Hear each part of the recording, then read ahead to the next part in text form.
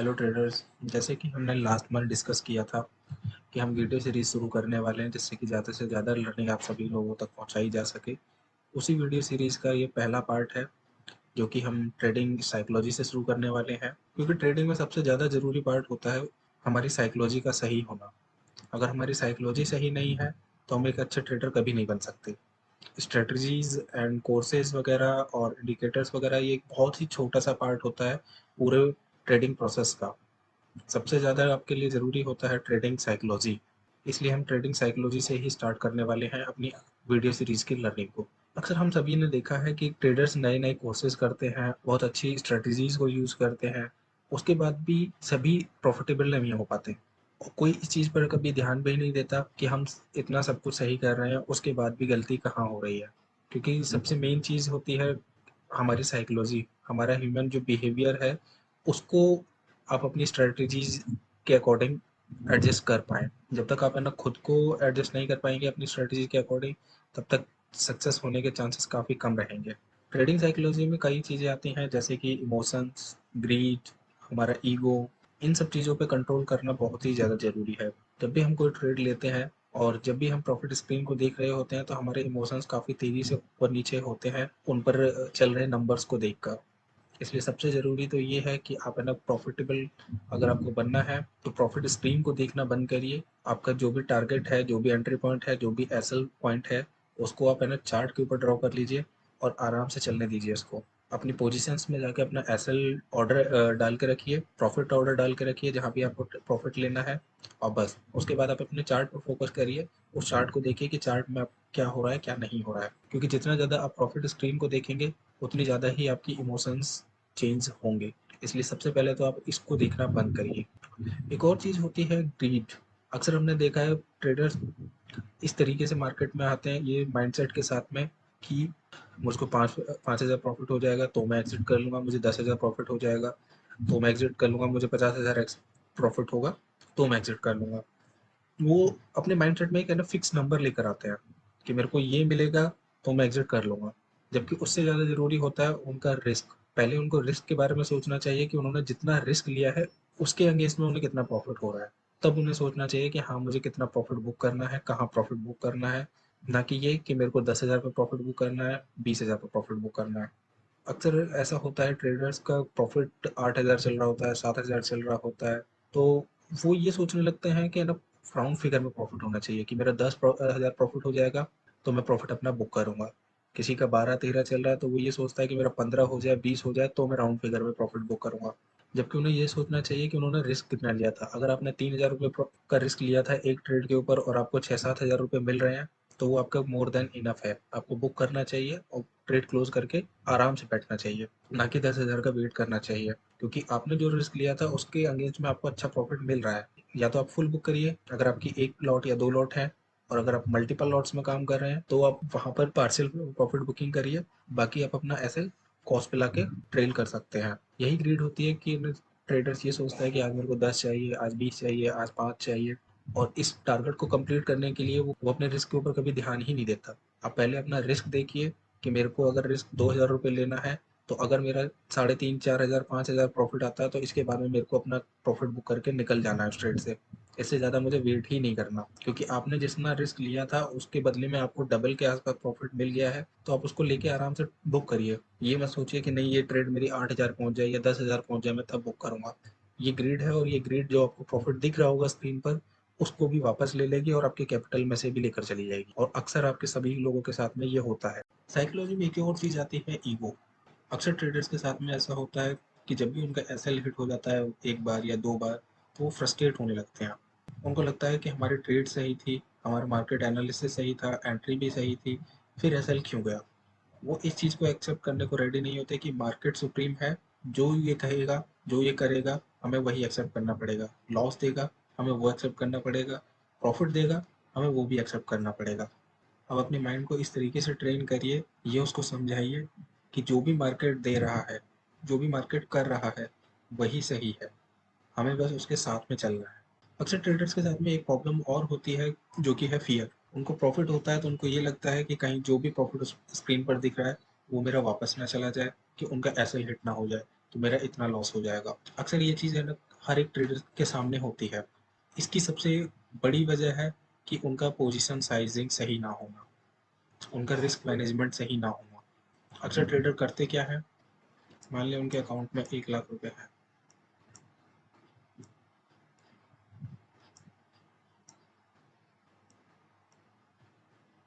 अब अक्सर ट्रेडर क्या सोचते हैं, मेरे पास 1 लाख रुपए हैं, इसमें से कितनी लॉट ट्रेड कर सकता हूँ। जो कि सबसे बड़ी उनकी गलती यही होती है कि आपका जो भी ट्रेडिंग अकाउंट का साइज है, 1 लाख, 5 लाख, 50 हज़ार, जो भी आपका ट्रेडिंग अकाउंट साइज है, अगर आप उस फुल अकाउंट को यूज़ करेंगे, सबसे बड़ी गलती आपकी यही होती है। एग्जाम्पल के लिए मान लीजिए ट्रेडर वन है, वो फुल 1 लाख रुपए का कैपिटल यूज करता है। सपोज करिए कि 300 रुपए की स्ट्राइक पर करीब करीब 20-22 लॉट वो आराम से बाय कर सकता है बैंक निफ्टी में। अब 20-22 लॉट में उसका रिस्क कितना हो जाएगा, अगर हम 40 पॉइंट का भी मान के चलें कि 40 पॉइंट का वो हम एसएल लेने वाले हैं, 20-22 लॉट में टोटल रिस्क आपका करीब करीब 12-13 हज़ार रुपये हो जाएगा।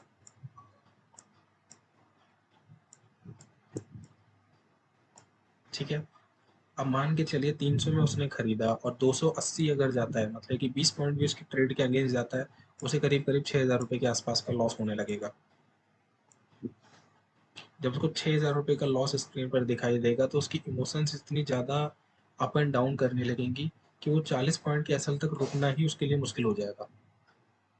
40 पॉइंट के एसएल तक वो रुक ही नहीं पाएगा, उससे पहले वो एग्जिट हो जाएगा, चाहे वो 8 हज़ार में एग्जिट हो, चाहे 10 हज़ार में एग्जिट हो, वो बीच में ही एग्जिट हो जाएगा, वो एसएल तक रुकेगा ही नहीं। बाद में यही ट्रेड बाद में 350-400 भी जाएगी, जैसे जहाँ पर उसको प्रॉफिट होगा, लेकिन उसका रिस्क कितना ज़्यादा हो गया था, 8-10 हज़ार रुपये वो लॉस देख रहा था, तो वो अपने आप को कंट्रोल ही नहीं कर पाएगा कि पता नहीं और कितना नीचे जाएगा, मेरा जो कैपिटल है वो लॉस ना हो जाए, 10% के आसपास जा ही चुका है, मेरा और ना चला जाए, तो वो पहले ही एग्जिट कर जाएगा, वो 40 पॉइंट के एसएल तक रुकेगा ही नहीं। ये तो हो गया ट्रेडर वन का सिनेरियो। अब ट्रेडर टू का सिनेरियो देखते हैं। मान के चलिए उसने 4 या 5 लॉट ली बैंक निफ्टी में,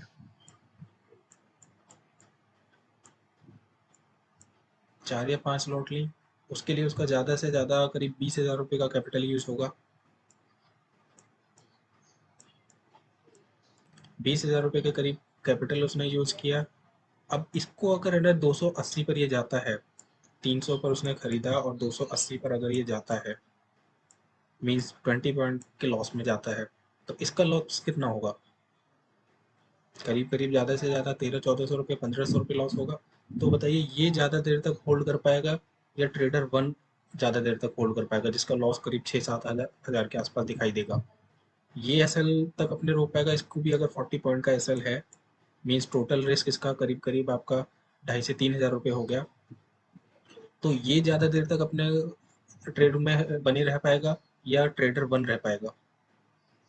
इसका अगर एक एसएल जाता भी है तो करीब करीब 3,000 रुपये भी चला जाता है, तो भी उसके बाद में उसके 97,000 बचेगा। और अगर ट्रेडर वन का एसएल जाता है, जिसने 20-22 लॉट खरीदी थी 300 रुपये के रेट में, उसका करीब करीब 12-13 हज़ार रुपये चला जाएगा। तो सोचिए 88,000 से